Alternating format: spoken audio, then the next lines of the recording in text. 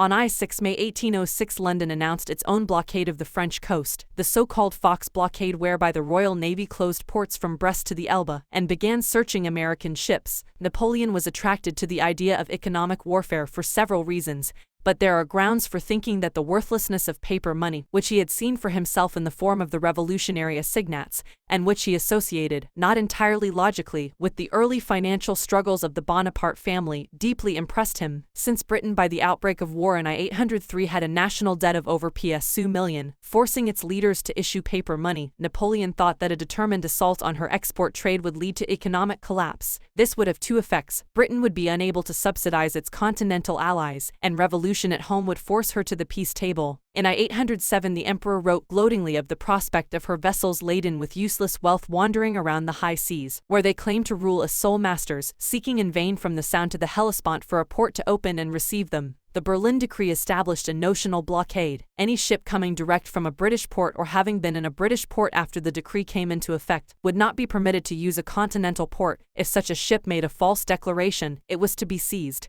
All goods had to be accompanied by a certificate of origin, and all goods of British origin or ownership were to be confiscated wherever found. At first Britain affected to respond with incredulity and contempt. Comparisons were made with a papal bull against comets, and cartoons in London newspapers showed Napoleon blockading the moon. The general feeling was that the blockade would have little effect, and, even if it did, trade could be switched to the USA, Latin America and the colonies, which already took 2/3 of British exports. Nevertheless, some anxiety was evident in the promulgation by London of the First Order in Council in January 1, 807, which prohibited trade between port and port of countries under the dominion or usurped control of France and her allies. Napoleon hit back by extending his blockade to Turkey, Austria and Denmark, which prompted Canning's counterstroke against the Danish fleet. July 1, 807 was a critical month for England, for, even as Napoleon and Tsar Alexander concluded their accord at Tilsit, a rash boarding of the U.S. frigate Chesapeake by the Royal Navy conjured visions of a war with the United States. If both Northern Europe and the United States were closed to British trade, the consequences for English exports could be catastrophic. In November and December 1, 807 London therefore issued the Central Orders in Council, which required all trade with Napoleonic Europe to pass through British ports, where it would be licensed after paying a transit tax of 2/2% of the total intended transaction. Failure to observe this procedure meant being seized as lawful prize by the Royal Navy. The consequence in this tit-for-tat battle was predictable. By the Milan decrees of the 23rd of November and the 17th of December 1807 Napoleon ordered the seizure of all ships which had put into a British port, and obeyed the orders in council. Caught in this damned if you do, damned if you don't crossfire, Americans and other neutrals complained that the only trade allowed them by the Royal Navy was precisely the kind Napoleon had forbidden them. President Jefferson tried to deal with this conundrum with his Embargo Act of December 1, 807, which banned American trade with Europe and embargoed the import of British manufactured goods. Far from putting pressure on the belligerents, the Embargo Act simply harmed American economic interests, and was repealed in March 1809, to be replaced by a supposedly more nuanced Non-Intercourse Act. The impact of the continental blockade on Napoleon's empire varied enormously, not just over space but through time. Subject to later provisos, a risky generalization might be that in France itself the northern and eastern areas benefited while the southern and western suffered. This was part of a general process whereby the economy shifted structurally away from the Atlantic seaboard and towards the land markets of the continent.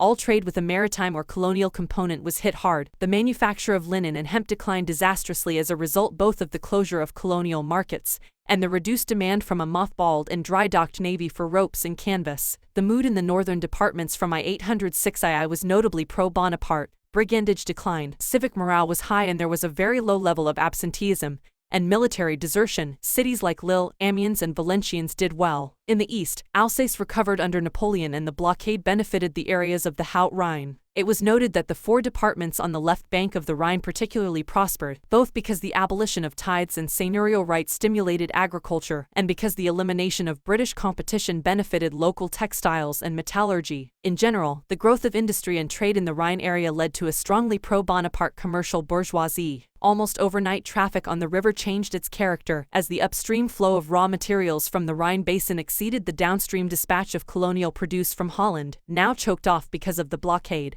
It was a very different picture in the west of France, where the ports were blockaded by the Royal Navy and the level of economic discontent accordingly very high. The West, where the tradition of the Vendée and the Chouans lived on, was always the weak point in the Napoleonic Empire. Royalist factions and English spies still had their networks here, and banditry was rampant. Brigandage in the West under Napoleon has been much discussed and seems to have had many roots: the influence of the Petite Église, that part of the church which opposed the Concordat, an indulgent magistracy, a chronic shortage of gendarmes, and an anti-Bonaparte tradition. The brigands themselves were a mélange of former Chouans, deserters and rebellious conscripts, and ordinary criminals who spread a spurious political patina over their crimes. Napoleon thought it best to let semi-somnolent dogs lie, and soft-pedaled on the old Vendée areas, granting them low levels of conscription and a 15-year tax exemption to all whose buildings were destroyed by civil war, provided they rebuilt them by I8IZ. These softly measures largely worked, to the point where the gendarmerie brigades were reduced in number in 1810. In central France there were many depressed areas too. Typical was the Auvergne, though here the problem was the breakdown of feudalism rather than the continental blockade, breaking up the common pastures and woodland of the ancient regime, previously a haven for livestock, led to ecological disaster. The Auvergne became a gigantic goat sanctuary, against which possibility before 1789 there had been strict intendance prohibitions. Tens of thousands emigrated from the Auvergne to Paris, swelling the throngs of unemployed and underemployed there. Notable were the bands of children who became chimney sweeps and beggars in the capital. But it was in the coastal areas that the worst effects of the blockade were felt. La Rochelle and Bordeaux, previously boom towns, became virtual ghost towns instead as the Atlantic ports collapsed through loss of neutral shipping. One statistic alone is eloquent: 121 American ships entered Bordeaux in 1807 but only 6 the following year. Any coastal merchant wishing to survive had to diversify into terrestrial industries such as sugar refining, paper milling or tobacco manufacturing. The Mediterranean coast presented the spectacle of British sea power at its most arrogant, with the Royal Navy often anchoring with impunity in the roads at Hyères. Toulon and Marseille were the worst hit of the maritime cities as the factory owners of Carcassonne, the proprietors of the Nîmes silk industry and the Marseille soap manufacturers themselves lost their markets in the east.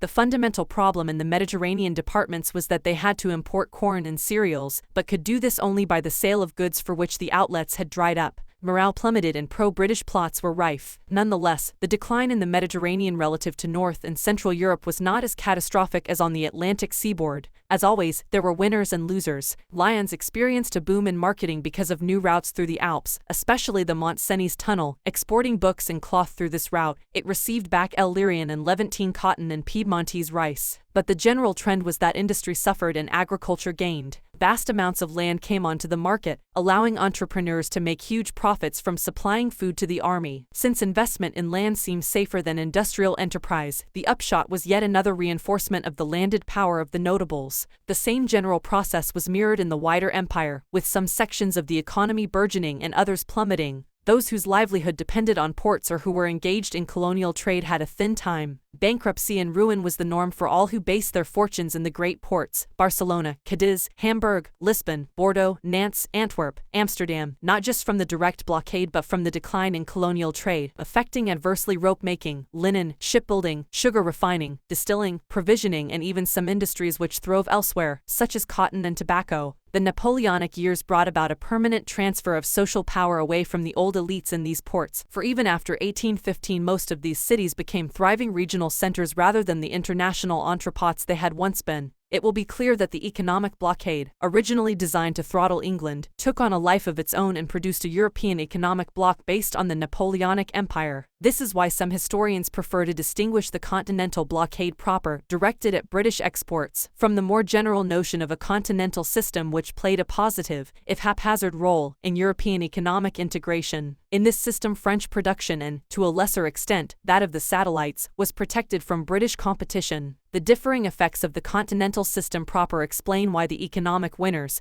and losers under Napoleon were not merely regionally based but cut through the social strata. The general picture of the peasantry until 1812 is one of reasonable contentment. In the early years of empire the demands of conscription were more than offset by the abolition of tithes, feudal rights, the abolition of the ancient rights of the nobility and reassurances about the future of emigre property. But the continental system drove a wedge between the upper peasants and their middle and lower cousins. Where big farmers benefited from price rises and increase in outlets, the small farmers suffered from rents that outstripped the price rise of staples like corn. 9/10 of the peasantry were sharecroppers and their marketable surplus was not large enough to enable them to benefit from the economies of scale in the continental system. It is generally agreed that living standards, as measured by diet, improved both in the countryside and in the towns in the Napoleonic period. One sociological curiosity of the era is the great popularity enjoyed by the emperor among the urban proletariat, for this was not a vital element in his power structure, and the lot of city workers does not seem to have been particularly happy. Life expectancy was still only 50 and suicides were common, and the average Parisian worker earned 900 francs a year, not much when compared with the Councillor of State's annual salary of 25,000 francs. Indeed, by some indices the legal position of the worker worsened. All trade unions and labor combinations were forbidden, and Napoleon returned to the work permit or livret of the ancient regime, which allowed the police to control and supervise labor. Nonetheless, it was notable that strikes tended to be apolitical and directed at particular grievances. The emperor won points in the workers' eyes when his police sometimes prevented employers from lowering wages as part of a carefully calculated balancing act directed from the Tuileries, and the emperor's wars concentrated minds. On the one hand, it was generally considered better to be a factory worker than to be cannon fodder. On the other, conscription produced a shortage of workers and forced wage rates up.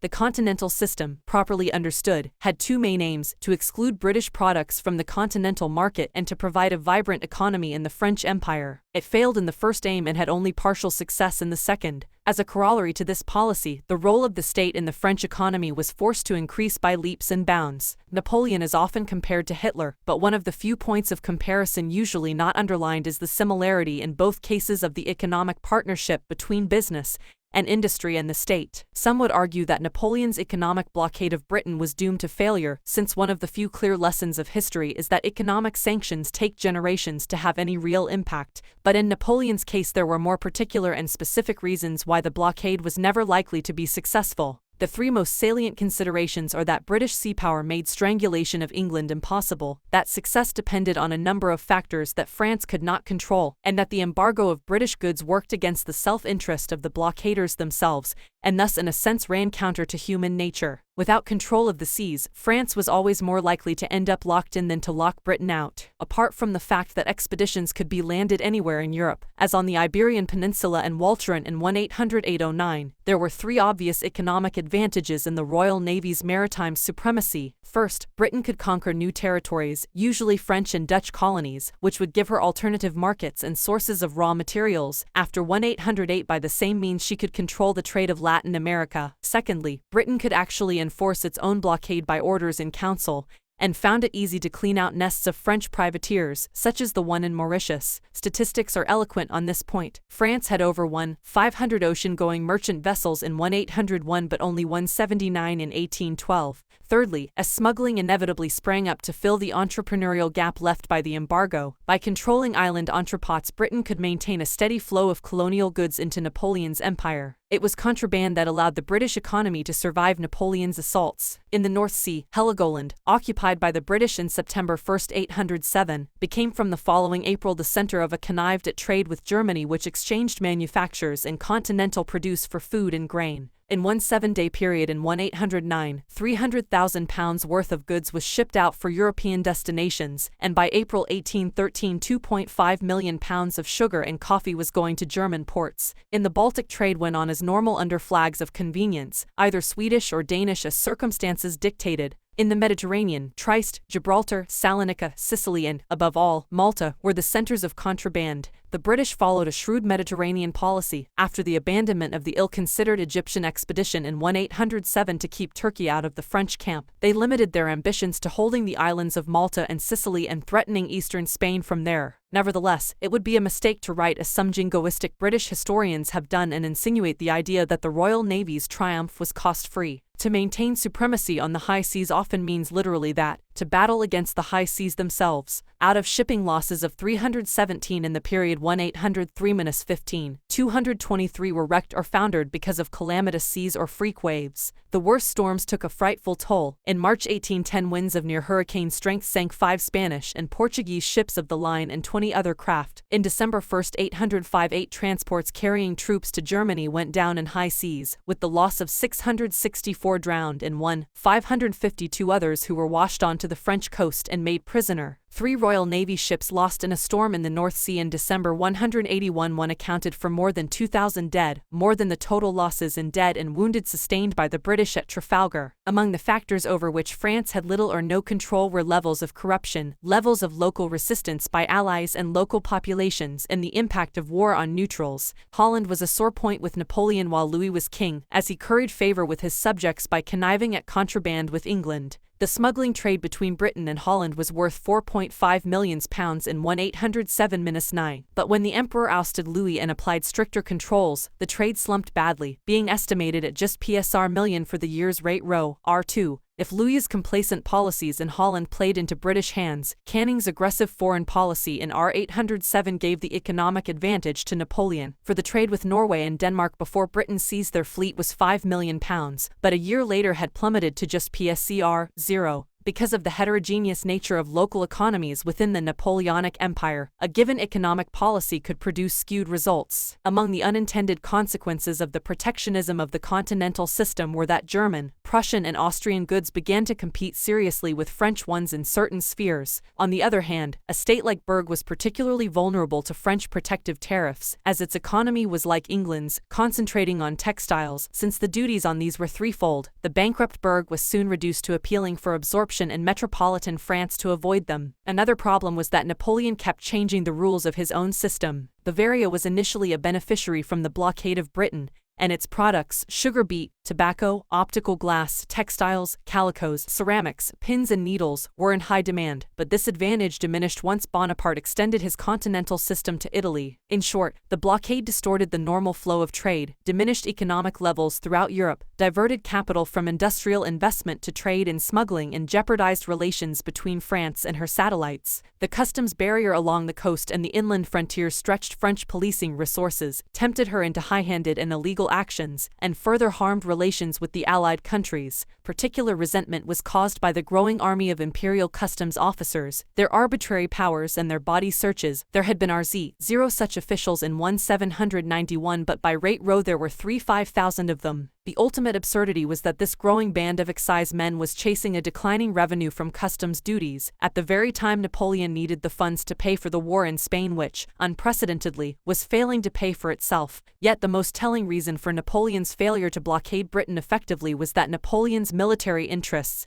did not square with the interests of consumers and entrepreneurs within his empire. All those who resented the lack of coffee, tea, sugar, cocoa and spices, the rises in the cost of leather and cotton, the high price of wool, linen and coffee, the official inspections of goods and the corruption of customs officers were bound together informally by a spirit of resistance to the system. It seemed absurd that England was crammed with surplus products while France languished through shortage of the self-same products, especially raw materials and colonial produce, and could not work out an efficient method of import substitution. Whereas corn, fruit, wool, wood and wine had been sold to England before R806, the peasants could not now export the surplus. This hit them particularly badly after the bumper harvest of R808. With industrialists, agriculturalists, shipowners, peasants and consumers all suffering from the blockade, it was not surprising that human nature asserted itself. Speculation in coffee, sugar and cotton led to high prices, inflated profits, stock exchange gambling mania and hence generalized corruption and cynicism. The blockade was evaded even by Napoleon's most senior lieutenants. Junior aides took bribes and traded on the black market, while the Bonapartist grandees indulged in corruption at a flagrant level. Massena sold unofficial licenses to trade with England to Italian merchants, thus swelling his already vast fortune. Burian, French minister at Hamburg in R806-07, was ordered to find S0000 greatcoats and cloaks for the Grand Army for the winter campaign against Russia. He secretly purchased cloth and leather from England,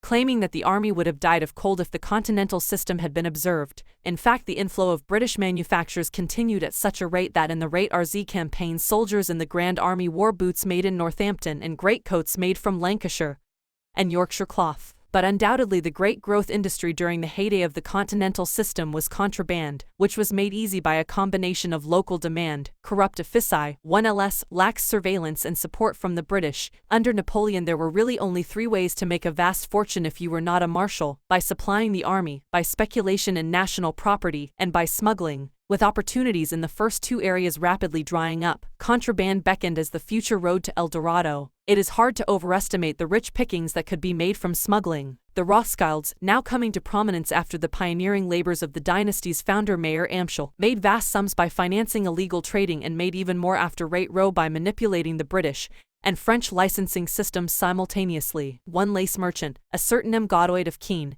imported illicit British goods worth 750,000 francs between R80-R08, using the roundabout route London, Amsterdam, Frankfurt, Paris, Bordeaux. On the Rhine, it was reckoned that a smuggler could earn R2-R4 francs a night, when the daily wage for an agricultural laborer was I francs. In the Pyrenees, the respective rates were 10 francs and 3 francs. In Hamburg, it was estimated that 6,000 people a day smuggled coffee, sugar, and other comestibles, of which an absolute maximum of 5% was confiscated. Napoleon hit back with occasional exemplary punishments. In the Rothschilds' native city of Frankfurt, a sanctions-busting center, French troops publicly burned PSI 200,000 worth of contraband goods in November I-8-IO. But such scenes were rare. Even when French viceroys and governors found out about contraband, they could usually be bribed to remain silent or simply go through the motions. In the light of all this, the surprise is that the Continental blockade worried the British as much as it did. The impact of the system on the British economy has been much disputed, and some indices seem to show an almost nil effect. Britain's merchant fleet rose from I-3,446 ships in I-802 to I-7,346. The rise in unemployment can be explained as a function of population growth in the UK, from I-5,846,000 in I-80I to I-8,044,000 in E8RR. The modest profits of industry can be interpreted as systematic tax evasion. But there are other figures that tell a different story, particularly in the early period of the blockade until I-808. Exports, which reached a peak in I-809, were only £9 million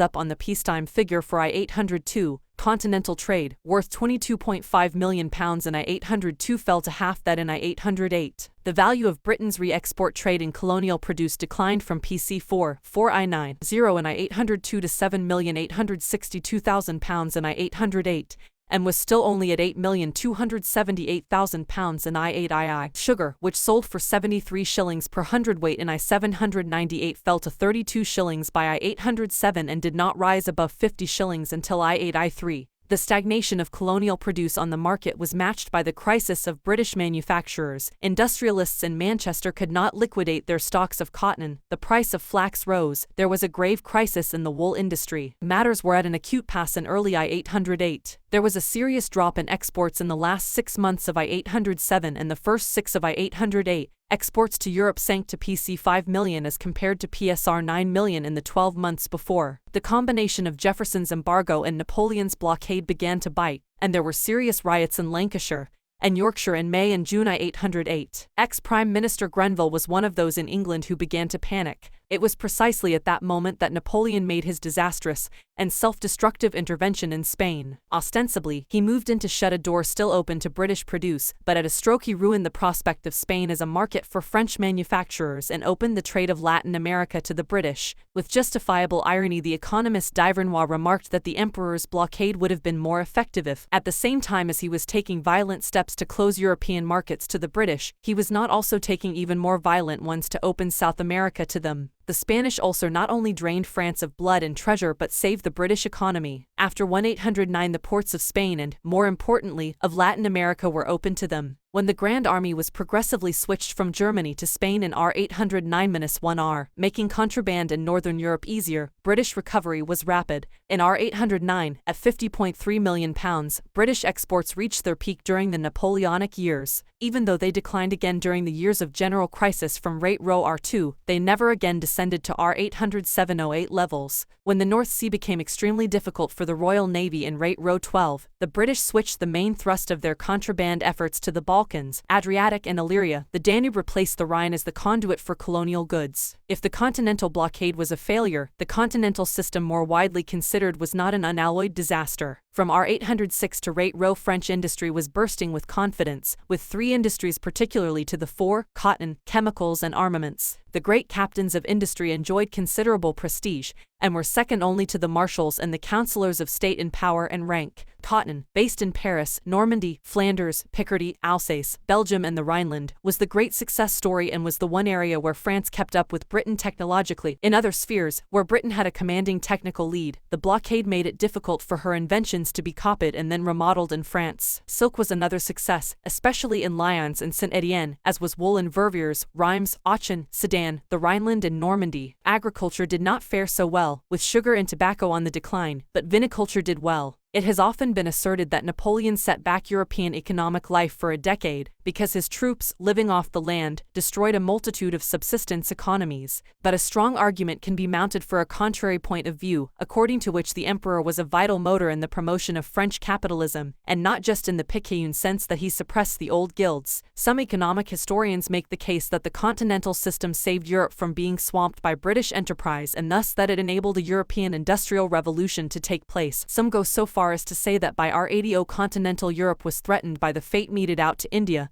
In the 19th century, forced pastoralization. The workings of the cotton industry in Catalonia provide an almost textbook example of how the continental system worked. Booming until 1808, it was then devastated by Napoleon's coup, 6 years of war and the British takeover in Latin America. Summing up, then, on the wider impact of Napoleon's continental system, it can be said that, although Europe's industrial revolution did not start under the emperor, it was his policies, and especially the elevation of the bourgeoisie, that laid the groundwork. Europe, in a word, was given a breathing space that secured its future as an industrial society. The predominance of the nobility was ended, feudal guilds broken up, and the center of gravity switched from the ports and seaborne trade to the heavy industry of the north and east and the coal and iron in northeast France and Belgium. It must be stressed that these were unintended effects. Nobody at the time really understood how international trade and the movement of capital worked, and Napoleon himself had old-fashioned ideas on economics, deflationary policies, suspicion of paper money, restrictions on credit, a balanced budget, without understanding the knock-on effects of such policies. But it was always the blockade, not the system, that obsessed him. Britain's chances of survival looked rosier than ever by the beginning of I-8EO, for the Royal Navy seized Cape Town and Java, Guadeloupe and Mauritius from the Dutch and, by interposing the Royal Navy, detached Latin America from Joseph. Napoleon's only response to smuggling was to impose tighter political and military control on the Allies, which meant annexation. Holland joined a long list that already included Ancona, Piacenza, Parma, Tuscany, the Papal States, Illyria, and was soon followed by most of Westphalia, the Tessin and the Valais in Switzerland, and the Hanseatic towns of Hamburg, Lübeck, and Bremen. Unfortunately for the emperor, this remorseless policy of annexation simply increased the number of his enemies and critics, some of whom questioned his sanity and his judgment. All of Europe, especially the Tsar, was irritated by the annexations, and within France it reopened the debate about the desirability of wresting content with the natural frontiers. To disarm his critics, Napoleon thought of new economic devices, which merely exacerbated his problems. 1810 was the year when things began to go badly wrong with the French economy. Realizing that he could not close the coast of Europe to British products, and that French industrial production was impaired by the high price of colonial raw materials, Napoleon decided on a new tack. The decrees of St. Cloud, Trianon and Fontainebleau introduced a new pattern of blockade which in many ways contradicted the old system. The July decree allowed France to trade with England while forbidding the Allies to do so. The 1st August decree stipulated that the entire maritime trade of the empire was under his personal direction, and that no ship could leave the continent for a foreign port without a license signed by him. The 2nd August decree set out duties on colonial products such that the consumer paid the same as under the old smuggling regime, but the French treasury, not the smugglers, made the profit, and the October decrees ordered all trading in colonial products in the empire outside France to cease as it competed with French trade. The St. Cloud, Trianon and Fontainebleau decrees had a threefold aim: to tighten the noose on the illicit trade in British goods and make London realize it could never win the economic war, to strengthen the privileged position of French manufacturing by raising the imperial and Italian customs tariff, and thus to boost French industry by giving it a monopoly in industrial production and the distribution of colonial goods, and to destroy the point of smuggling by issuing licenses for the export and import of necessary raw materials. Faced with a trade he could not stop, Napoleon in effect turned smuggler himself. French trade with England was de facto legalized by the imposition of tariffs as high as 40% minus 50%, the equivalent of smugglers' premiums in the past. The real question was whether allowing colonial goods to enter France from England while British manufacturers were excluded would correct the kinks in the continental system. But Napoleon's attempt at reforming a rickety blockade simply made everything worse. German traders were ruined at a stroke, creating an underground spirit of hatred, and revenge. To enforce his monopoly, Napoleon seized and destroyed huge stocks of contraband in Germany, Holland and Italy, ruffling national sensibilities in those lands, authorizing the sale of prizes seized by privateers and corsairs. Together with a huge stockpile of confiscated goods in Holland, weakened the market for French manufacturers in the short term. The licensing system, which among other benefits was supposed to embroil the USA in conflict with Britain by accentuating American anger with the Royal Navy's searches and seizures, actually helped the United Kingdom by providing badly needed wheat at a time of dearth. The war between Britain and the USA was provoked too late, in 1812. Meanwhile, the 1810 decrees triggered a grave economic crisis in France. As for the efficacy of licenses to deal with smuggling, the main effect of the 1810 decrees was to force contraband farther east, with the Danube taking the place of the Rhine. The sustained economic crisis of I-81-I-3 in France was really a combination of three distinct factors: overproduction because of speculation, overproduction caused by loss of trade outlets, and bad harvests. The first two facets of the crisis were intimately intertwined and were direct consequences of Napoleon's decrees. Since many had speculated in colonial goods, general ruin ensued when French merchants were undercut by the new imports and foreign merchants deprived of their stocks. With speculation reaching its limit and stocks in France building up, a wave of bankruptcies and a credit squeeze ensued, severely affecting industry, banking, and trade. Industry was particularly badly hit as, with a general fall in prices, many manufacturers had to borrow heavily to survive. Napoleon failed to understand that his decrees undid all the work of economic integration effected by his original continental system. Once the assets of German firms were seized, nobody owed money by them could get it back. French importers who had made loans to firms in Amsterdam, Basel, and Hamburg could not retrieve their assets. All those who had played safe by switching from speculation in assignats to colonial produce were now ruined.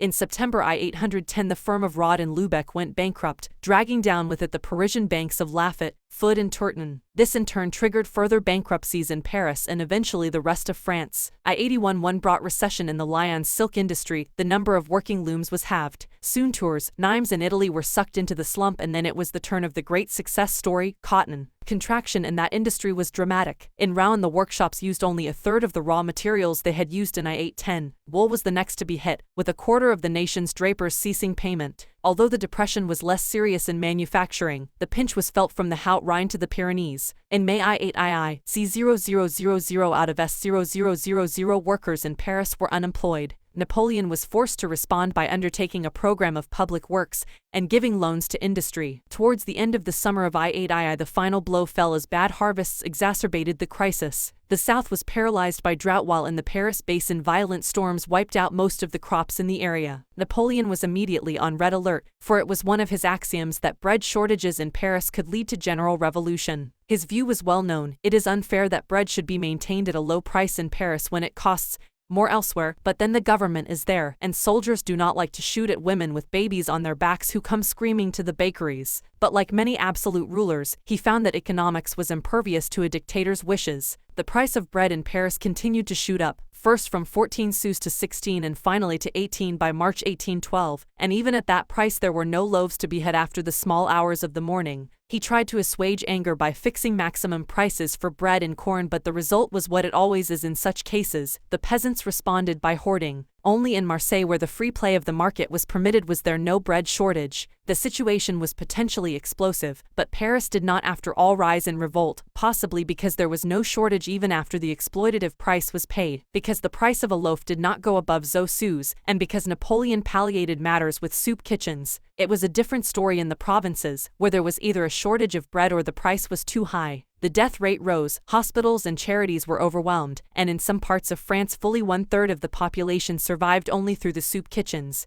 The consequences ranged from bread riots, beggary, and Luddism to outright brigandage. Many of the brigands tried to legitimate their actions by reference to the persecuted Catholic Church. There were serious riots in Normandy, particularly centered on Caen, Lycia, and Cherbourg. Emotions ran high and violent threats were uttered against notables, bourgeoisie, and upper peasantry, based on suspicions of hoarding. Since these were the pillars of Napoleon's social support, he was forced to take tough measures. He sent the Grand Army to Caen and had 6 ringleaders executed, including 2 women. The combination of draconian action and the good fortune of a satisfactory crop turned the tide. By 1813, following a superb harvest, the internal situation was reverting to normal. Agricultural depression returned to haunt the land only with the emperor's military setbacks that year. But 1810 definitely marked the parting of the ways between Napoleon and his mainstay, the notables. 3 black years dented business confidence, and, particularly after 1812, the bourgeoisie no longer wanted to invest in the imperial enterprise that was showing spectacular losses. There was always a latent contradiction between the emperor's military ambitions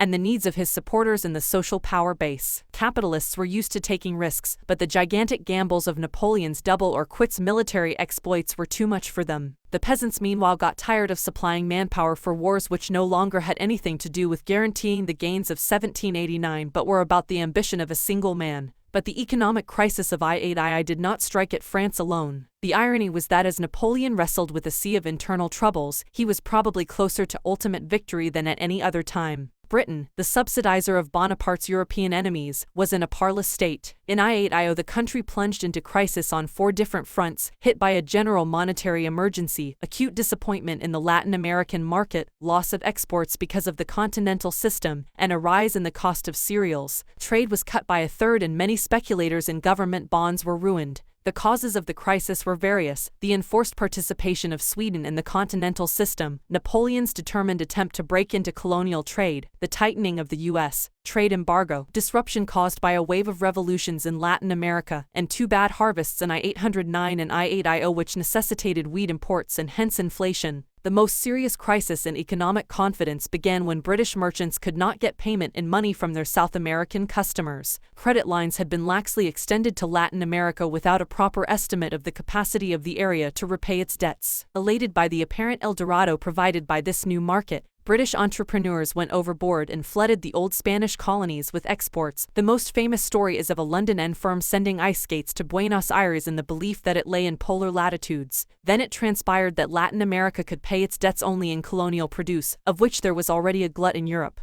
The knock-on effect was immediate. 5 Manchester houses went bankrupt in 1810. Banks and industry came under pressure. The uncertainty affected the pound and sterling dropped 0% on the Hamburg exchange. In 1810 the downward spiral continued. There were more bank failures and a general failure of economic confidence. The rate of bankruptcy doubled. There was a marked drop in the value of exports of metallurgy, cotton and shipbuilding. Wage cuts and unemployment coincided with yet another harvest failure in 1810. Wool, hosiery, cotton and iron were the industries hardest hit, with 9,000 out of work in Birmingham, 0 in Manchester. Hand-loom weavers turned into the street, and many Lancashire mills working a 3-day week. Soon the convulsive events in France were being reproduced across the Channel. Anti-machinery riots broke out in Nottingham in 1810 and in Lancashire and Yorkshire. The Luddites, with their hatred of modern technology, symbolized popular discontent. Unemployment and the rising cost of bread seemed to portend general social breakdown, at the very moment a political crisis with the USA, leading to war in R8RZ, was distracting the attention of the political elite. The growing volume of peace petitions reflected a general feeling that the struggle with Napoleon was no longer worth the candle. The unpopularity of the orders in council reached a peak in R812 and in July of the following year Lord Liverpool's government was forced to abandon them, too late, however, to prevent war with the USA. By R8RZ the continental system was beginning to bite for the second time.